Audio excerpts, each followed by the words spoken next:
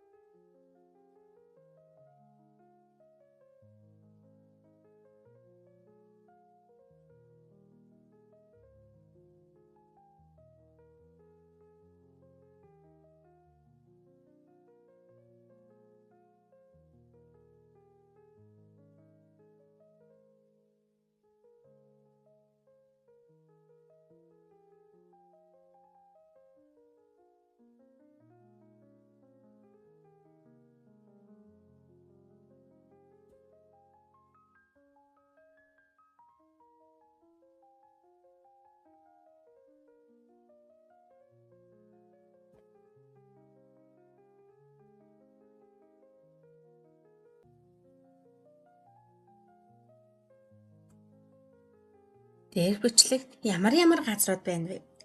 Чи эдгээр газруудаас хаана очдог вэ?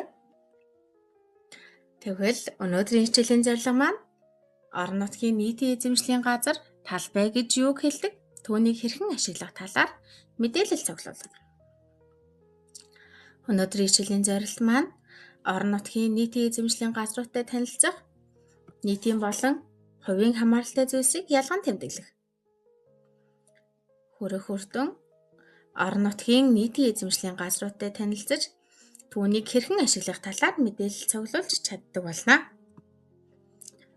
Дараах бичлэгийг үзээд бид бүгдэд хамаатай ямар газруудын талаар гарч байгааг ажиглаарай.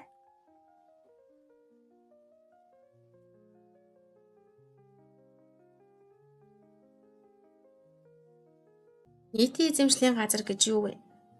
Нийтийн эзэмшлийн газар гэдэг нь бид болон бүх хүмүүст хамаатай газруудыг хэлнэ. Жишээ нь цэцэрлэгт хүрээлэн, гудамж талбай, тоглоомын талбай, хөл бөмбөгийн талбай, автобусны буудал, мөн малын бэлчээр, сургуулийн гадаа талбай, ногоон байгууламж. Таны орон нутагт нийтийн эзэмшлийн ямар талбай байна вэ? Дэвтэртээ жигсаан бичээрэй. Жигсаан бичсэн бол дараах хүснэгтийг хамт ажиллая. Дараах хүснэгтэд байгаа газруудыг би болон гэр бүлийнхэн, бид болон бүх хүмүүсийн хэрэглэж болох зүйл гэдгээр нь ялган тухайн харгалзах нүдэнд нэмэх тэмдгээр тэмдэглээрэй. Миний тоглоомын талбай, сургуулийн тоглоомын талбай, миний арчилдаг ургамал, малын бэлчээр, манай хашаа, манай гудамж, миний цүнх, автобусны буудал.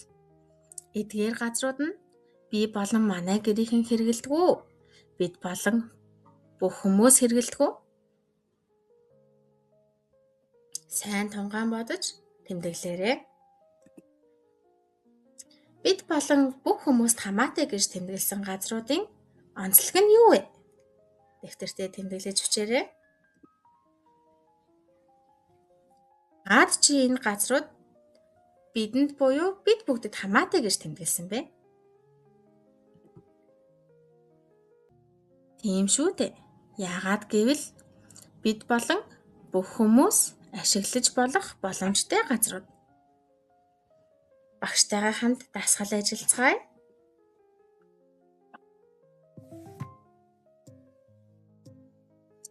Сургуулийн тоглоомын талбайг бид болон бусад хүмүүс хэрэглэдэг үү? Би болон манай гэрийнхэн хэрэглэдэг үү?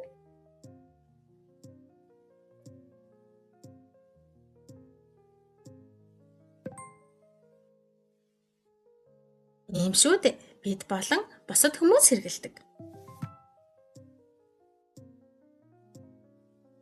Хашааг би болон манай гэрийнхэн хэрэглэдэг үү? Бид болон бусад хүмүүс хэрэглэдэг.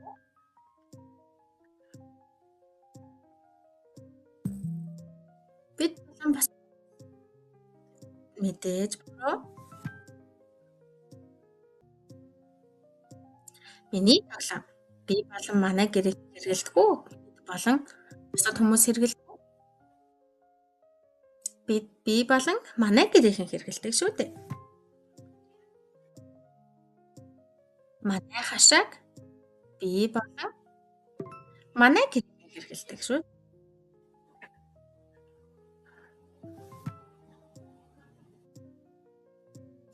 Миний арчилдаг ургамал. Бид болон бусад хүмүүс хэрэглэдэг үү? Би болон манай гэрийнхэн хэрэглэдэг үү?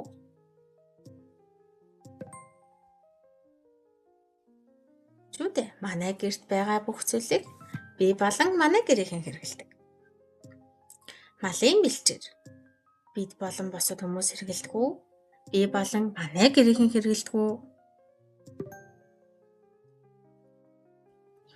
Бид болон бусад хүмүүс хэрэглэдэг шүү дээ. Маш сайн байна. Өнөөдрийн хичээлийн дүгнэлт орон нутгийн нийтийн эзэмшлийн газруудтай танилцаж, тэдгээрийн ач холбогдол, үүргийг ойлгож мэдсэн, цэцэрлэг түрээлэн, тоглоомын талбай, явган хүний зам, талбай зэрэг нь иргэд бүгдэд нээлттэй хамтран ашиглах зориулалттай газар болохыг ялган таньж чадлаа. Гэрийн даалгаварт дараах бичлэгийг үзээд ангийн найзуудаасаа мэдээлэл цуглуулаарай. Цуглуулсан мэдээллээ нэгтгэн ангийнхандаа танилцуулаарай. Чи ангийнхаа найзуудаас дараах асуулгын дагуу мэдээллээ цуглуулаарай. Танай гэрийн ойролцоо ямар нийтийн эзэмшлийн газар байдаг вэ? Чи тэдгээр газруудад очидгүй? Чи тэдгээр нийтийн эзэмшлийн газарт юу хийдэг вэ?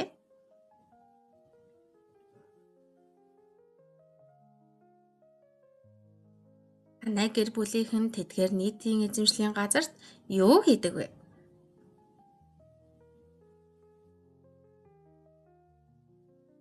Цаашид нийтийн эзэмшлийн талбайг яаж ашиглаж болох вэ?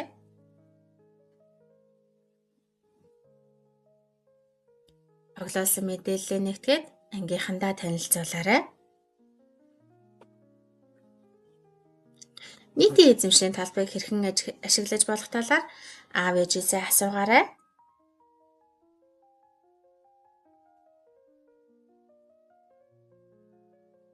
Өнөөдрийн хичээлд идэвхтэй оролцсон сурагчдаа баярлалаа. Дараагийн хичээлээр дахин уулзъя. Баяртай.